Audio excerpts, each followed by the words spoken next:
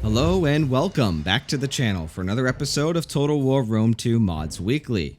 Faction Unlockers are some of the most downloaded mods out there for Total War games, and for good reason. They add a ton of replayability to these games. Up until recently, Nordo's Faction Unlocker was my go-to recommendation for people looking to unlock factions across Rome 2's Grand Campaign, as well as across several of Rome 2's campaign DLCs. However, that all changed recently when one of your comments pointed me towards Bellum factions.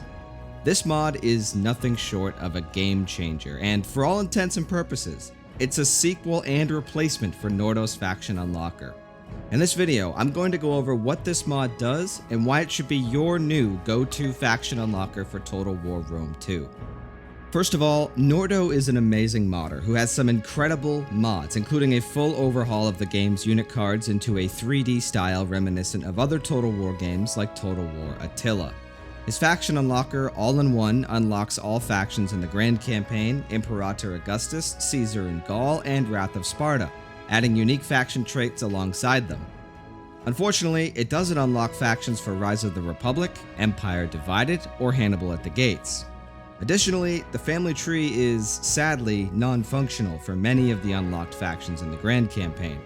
Enter Bellum Factions, a faction unlocker mod that picks up the torch from ToonTotalWar, Senchant, and Nordo's unlockers and carries their legacy forward.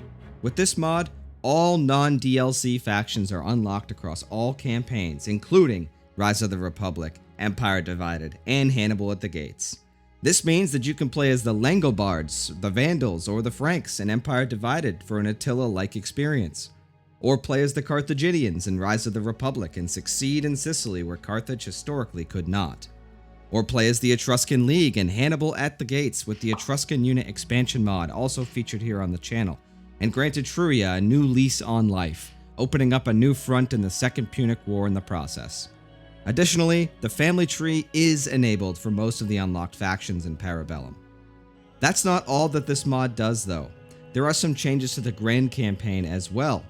First and foremost, the mod is 4 turns per year, which will give your characters some much needed longevity.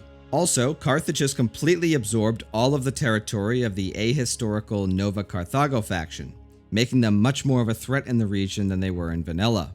Even if you want to play as a major faction, this mod is still worth leaving enabled because the faction traits that the minor factions get have a significant effect on the game balance. A few factions like Axum still don't have family trees, so keep that in mind. However, mod author Ave Metal is aware of this and is working on a fix alongside a big update for the mod collection.